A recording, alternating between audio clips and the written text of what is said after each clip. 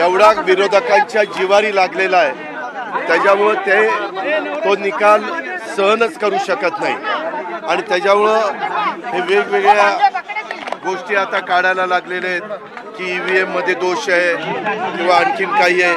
वास्तविक ह्याच्यामध्ये कुठल्याही प्रकारचा दोष नाही आहे. मी आता पण आदरणीय बाबा आढावांना तेच सांगत होतो की बाबा हा जर निकाल वेगळा लागला असता तर कुणी त्याच्याबद्दल आम्ही पण बोललो नसतो आणि यांनी तर एकदम मोठ्या मोठ्या मिरवणुका काढून आनंदोत्सव साजरा केला असता. परंतु त्यांनी जे काही त्यांची एकी दाखवायचा प्रयत्न केला त्याबद्दल शिवशाहू फुले आंबेडकरांच्या महाराष्ट्रातल्या जनतेने त्यांच्यावर विश्वास ठेवला नाही, आमच्यावर जास्त विश्वास ठेवला आणि म्हणून अशा प्रकारचा निकाल लागलाय. आता ते म्हणतात की सुप्रीम कोर्टाने पण सांगितलंय की ईव्हीएमच्या बद्दल तुम्ही तक्रारी करणं योग्य नाही आणि त्यांनी केस पण दाखल करून घेतली नाही. तरी पण म्हणजे हे सुप्रीम कोर्टाचं ऐकायला तयार नाही. ईव्हीएम मध्ये घोटाळा आहे तर तो घोटाळा सिद्ध करून दाखवला पाहिजे की ईव्हीएम समोर ठेवून की कसं ते चुकीचं आहे तेही ते दाखवत नाहीत. नुसता त्यांचा रडीचा डाव चाललेला आहे आणि अनेकांचा दारुण पराभव झालेला असल्यामुळं त्या पराभवाचं खापर हे ईव्हीएमवर फोडलं जात आहे आणि इतर आम्ही आणलेल्या योजनांवर फोडलं जातं. तर योजना आम्ही आणणारच ना. आम्ही सरकार चालवायला घेतल्यानंतर आम्ही त्याच्यामध्ये आमच्या परीनं लोकाभिमुख कारभार करण्याचा प्रयत्न आणि चांगल्या चांगल्या लाभ देणाऱ्या योजना आणण्याचा प्रयत्न आम्ही करणार, तो आम्ही केला.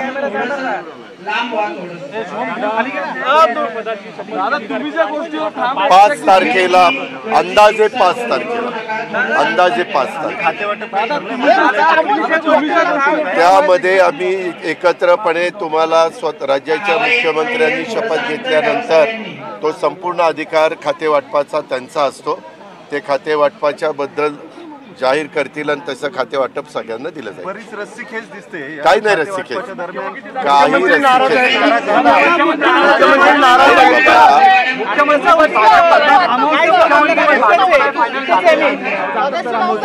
बाबा त्याच्यामध्ये आपल्या एकनाथराव शिंदे साहेबांनी काय सांगितलं की जो निर्णय मोदी साहेब आणि अमित शाह साहेब घेतील तो मान्य.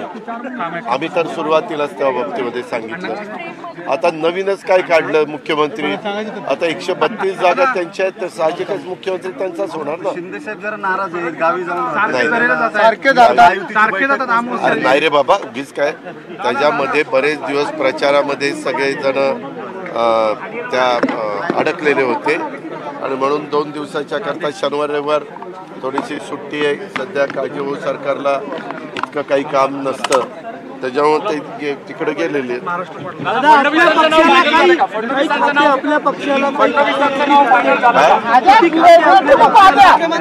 आम्ही त्याबद्दल तुम्ही काळजी करू नका. ज्यावेळेस फायनल ठरेल ना त्याचं सगळं सांगितलं जाईल. कोण मुख्यमंत्री, कोण 2 उपमुख्यमंत्री, कोण कॅबिनेट मंत्री, कोण राज्यमंत्री, असं सगळे राज्यमंत्री पण आम्ही यामध्ये घ्यायची चर्चेमध्ये आमचं आहे. तुम्ही पहिल्यांदाच बसल्यामुळं तुम्हाला छोटं माप मिळतंय असं म्हणतायत. सुरुवातीला कुठली बस म्हणजे त्यांना मुख्यमंत्री करावं. तुला तू कसा रे विसरतोस? मी 48 का 72 तास आम्ही दोघांनी सरकार चालवलं. पहिल्यांदाच कुठं बसलो तेव्हा दोघंच गाडी घेऊन फिरत होतो आम्ही. आता एकनाथ शिंदेच्या ऐवजी त्यांना करावं असं म्हटल्यामुळे तुम्हाला फार सॉफ्ट कॉर्नर मिळालं. अरे नाही रे बाबा, मी त्यांना म्हणालो की बाबा सरकार 132 जागा आणि 4 का 5 अपक्ष 137 जागा. 137 आकडा काही एका पक्षाचा लहान आकडा नाही.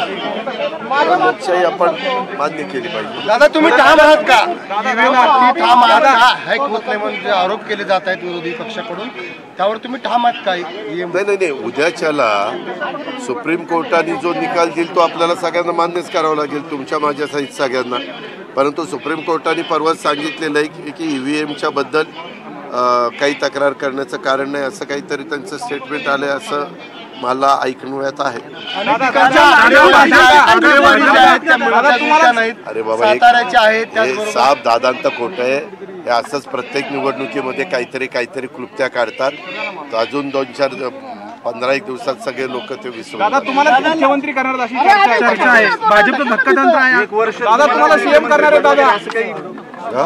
1 वर्ष 5 वर्षातले 1 वर्ष तुमच्याही वाटेल मला आता दुसरे कुठले प्रश्न राहिले नाही. चर्चा आहे. आम्ही दादा तुम्हाला करणार अशी चर्चा आहे दादा. आता सध्या अतिशय प्रचंड बहुमताचं महायुतीचं सरकार स्थापन करून ज्या ज्या काही आम्ही विजन 5 वर्षाचं डोळ्यासमोर ठेवलेलं आहे त्याची अंमलबजावणी करणं याला आम्ही अग्रक्रम देणार.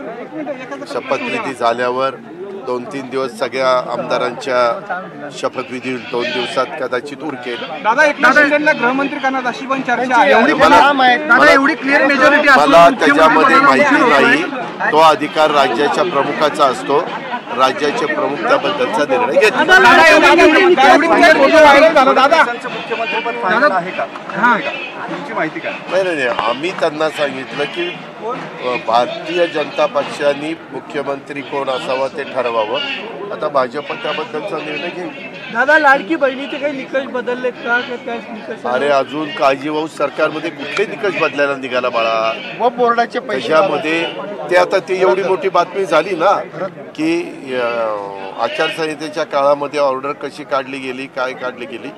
मी पण ती पेपरमध्ये वाचली. मी सोमवारी गेल्यावर बघेन, कारण आज शनिवार आहे ना, शनिवार रविवार सुट्टी आहे. सोमवारी मी विचारेन.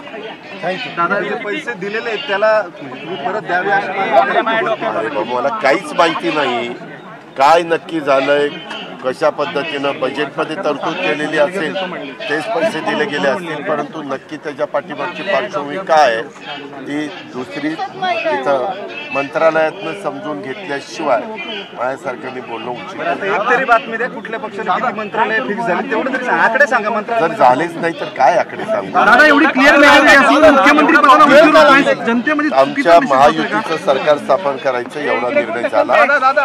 तो भाजपचा मुख्यमंत्री होईल तोही निर्णय झाला. राहिलेले 2 पक्षाचे 2 उपमुख्यमंत्री होतील हाही निर्णय झाला. दादा उद्धव ठाकरेंना भेटणार का तुम्ही? दादा उद्धव ठाकरेंना भेटणार का? उद्धव ठाकरेंच्या यशाबद्दल अभिनंदन करणार का दादा तुम्ही?